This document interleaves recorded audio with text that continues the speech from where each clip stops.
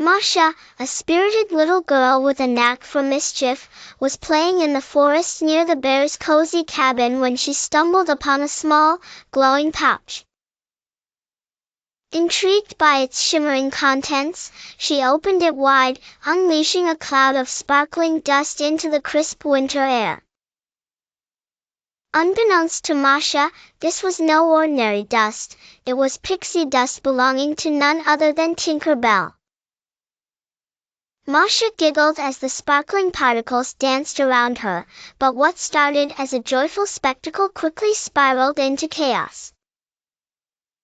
The forest was suddenly blanketed in flurries of magical snow, transforming the landscape into a sparkling winter wonderland. Tinker Bell, with her signature green dress and mischievous twinkle in her eye, zoomed in on a trail of glitter to find Masha staring wide-eyed at the snowy chaos she had unintentionally caused.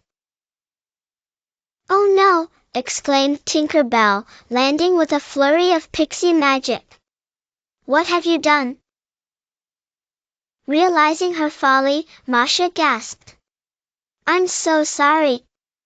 I didn't know it was your magic."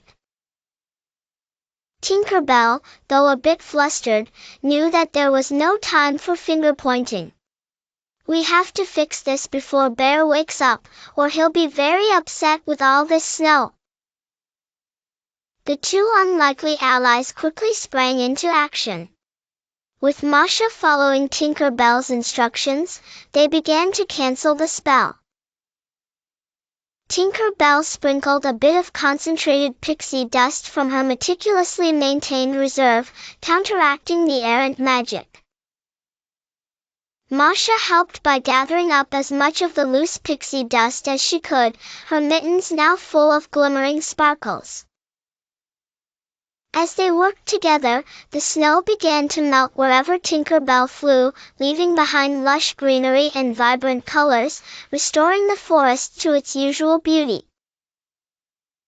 Masha, though small, did her best to help by shaking off the remaining sparkles from her mittens into a special pouch Tinker Bell had given her. Just as the last few sparkles were collected, the bear began to stir in his cabin. Tinker Bell and Masha exchanged anxious glances, hurrying to finish their work before he noticed the disturbance.